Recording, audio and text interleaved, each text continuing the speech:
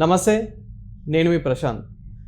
ఆంధ్రప్రదేశ్ యూనివర్సిటీలో అక్రమంగా ఎక్కువ ఉద్యోగాలను అయితే ప్రకటించడం జరిగింది. ఇది వచ్చేసి గత ప్రభుత్వంలో ప్రకటించడం జరిగింది. మరి ఇప్పుడు అసలు ఏం జరుగుతుంది? సో దీని గురించి అయితే మాట్లాడేందుకు ప్రస్తుతం మనతో పాటు సీనియర్ జర్నలిస్ట్ సిఎస్ రావు గారు ఉన్నారు. నమస్తే అండి. నమస్తే సార్, గత ప్రభుత్వంలో మనం చూసుకున్నట్లయితే కనుక ఏపీ యూనివర్సిటీలో ఎక్కువ మనకి జాబ్స్ అయితే ప్రకటించడం జరిగింది.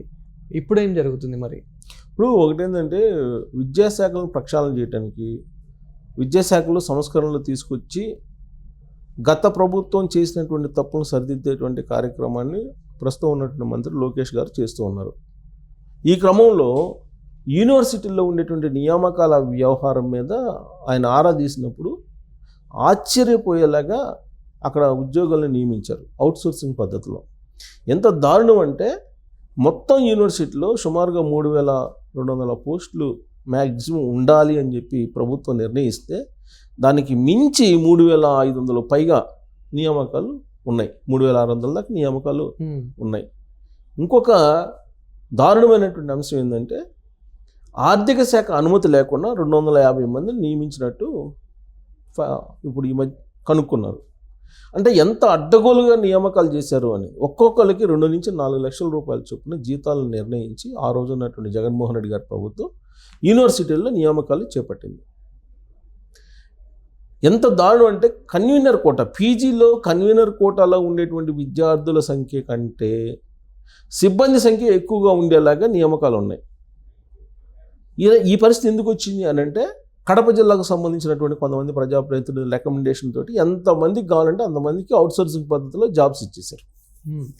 ఆ జాబ్స్ ఇచ్చేటప్పుడు ఒక ప్రొసీజర్ ఉంటుంది.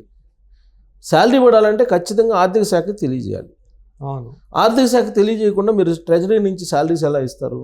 కానీ జగన్మోహన్ రెడ్డి హయాంలో సాధ్యమైంది. ఆ విధంగా 250 మందికి ఆర్థిక శాఖ తెలియకుండా 250 మందిని ఉద్యోగస్తులను అవుట్సోర్సింగ్ పద్ధతిలో నియమించుకొని శాలరీస్ ఇచ్చారు. ఇవాళకి కూడా చంద్రబాబు నాయుడు గారి ప్రభుత్వం అప్పట్లో నియమించినటువంటి ఉద్యోగులకి జీతాలు టంచన్గా ఇస్తుంది ప్రతి నెల. మరి సంస్కరించాలి కదా. అవును. ఇప్పుడు ఆరాధిస్తే బయటపడుతున్నాయి ఒక్కోటి. అంటే ఈ వ్యవస్థల్ని స్వలాభం కోసం ఏ స్థాయిలో వాడుకున్నారనే దానికి ఇది ఒక ఎగ్జాంపుల్. యూనివర్సిటీలు అంటే అవి రేపటి పౌరులను తయారు చేసేటువంటి యూనివర్సిటీలో విలువలు ప్రమాణాలు ఉండాలి. అలాంటి యూనివర్సిటీల్లో జగన్మోహన్ రెడ్డి గారి స్లీపర్ సెల్స్ లాగా కొంతమందిని పెట్టుకొని అక్కడ 2 నుంచి 4 లక్షల రూపాయలు జీతం ఫిక్స్ చేసి జీతాలు ఇస్తున్నటువంటి పరిస్థితి. మనం అప్పట్లో ఉన్నట్టు గవర్నమెంట్ వాళ్ళకని చూస్తే ఈ మధ్యకాలంలో మనకేమనిపించిందంటే మైనింగ్ శాఖలో, అలాగే ఎక్సైజ్ డిపార్ట్మెంట్లో, అలాగే ఫైరింగ్ దాంట్లో ఇలా రకరకాలుగా అవుట్సోర్సింగ్ తోటి కొన్ని వేల మందిని నియమించుకున్నారు.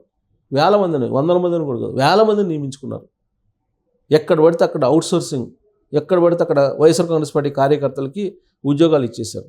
వాళ్ళకి 70,000 నుంచి 4 లక్షల దాకా శాలరీస్ ఫిక్స్ చేశారు.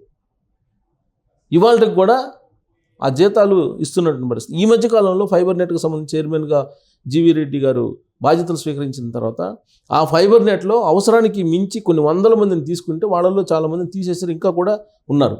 అప్పుడు తెలుగుదేశం పార్టీ గవర్నమెంట్లో ఒక 50 మంది 47 మంది ఉంటే ఆ సంఖ్య కాస్త 400కి తీసుకెళ్లారు. ఇట్టా ప్రతి డిపార్ట్మెంట్లో అవుట్సోర్సింగ్ పద్ధతిలో వైఎస్ఆర్ కాంగ్రెస్ పార్టీ కార్యకర్తలని ఉద్యోగులుగా నియమించుకొని వాళ్ళు ఆఫీసుకు వచ్చినా రాకపోయినా నెల టెన్షన్గా జీతాలు వేసేటువంటి పద్ధతి జగన్మోహన్ రెడ్డి గారి గవర్నమెంట్లో నడిచింది. ఆ విషయాన్ని నేను చెప్పడం కాదు, ఇప్పుడు విద్యాశాఖ రివ్యూలో బయటపడినట్టు అంశం. అదే తరహాలో ఇప్పుడు యూనివర్సిటీల్లో కూడా అదే జరిగింది. యూనివర్సిటీలో పీజీ కన్వీనర్ కోటాలో అడ్మిషన్ పొందేటువంటి విద్యార్థుల కంటే సిబ్బంది ఎక్కువగా ఉన్నారంటే ఏ స్థాయిలో దుర్వినియోగం చేశారు యూనివర్సిటీలని జగన్మోహన్ రెడ్డి గారి హయాంలో అనేది మనకు అర్థమవుతుంది. మనం డేటాలోకి వెళ్తే కొంత మనం డేటా తీసుకుంటే విచిత్రమైనటువంటి పరిణామం. మనం విశ్వవిద్యాలయాలు తీసుకుంటే గతంలో ఒక వీసీ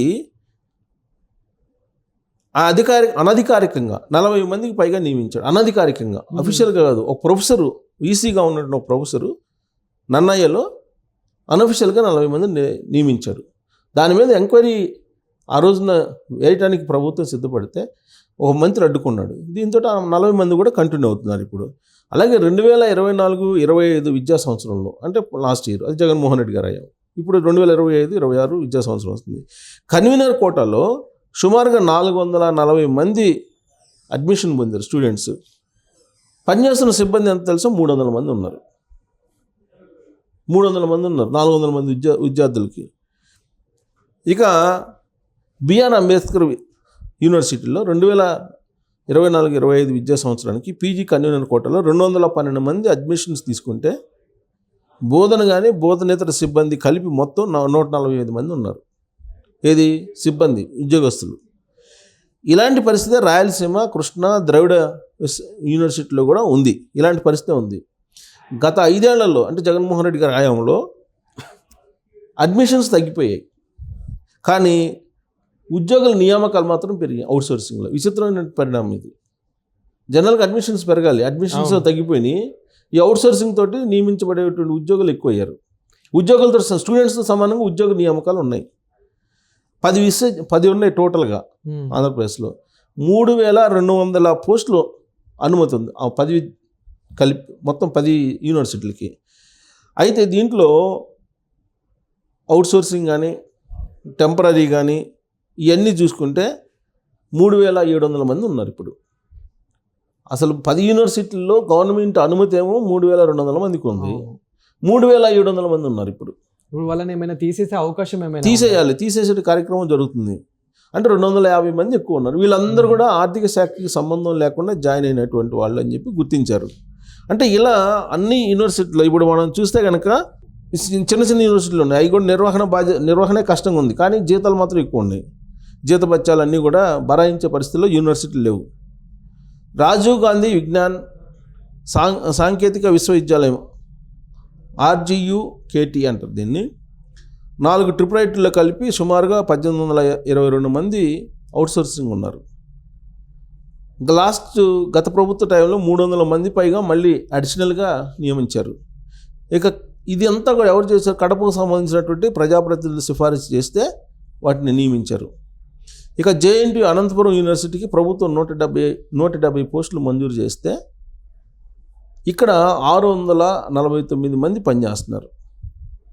అంటే 170 పోస్టులు ఇస్తే 649 మందికి వీళ్ళు నియామకం చేపట్టారు. అంటే ఆ ఒక్క యూనివర్సిటీలోనే 494 మంది అదనంగా అవుట్సోర్సింగ్ ద్వారా జాయిన్ అయ్యారు. ఇక వేమన యూనివర్సిటీలో దాంట్లో 450 మంది పోస్టులు ఉంటే అఫీషియల్గా గవర్నమెంట్ ఇస్తే 689 మంది అక్కడ పనిచేస్తున్నారు.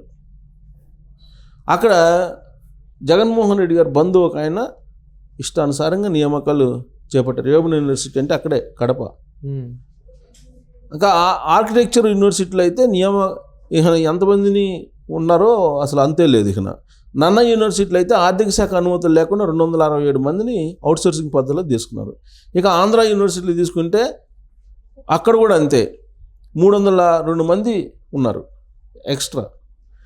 ఇక JNTU కాకినాడ ఆర్థిక శాఖ అనుమతి లేకుండా 500 మందికి పైగా ఉన్నారని చెప్పి ఇప్పుడు విద్యాశాఖ గమనించింది. అంటే కొన్ని వేలల్లో యూనివర్సిటీల్లో ఈ అవుట్సోర్సింగ్ పద్ధతిలో వైఎస్ఆర్ కాంగ్రెస్ పార్టీ క్యాడర్ని నియమించారు.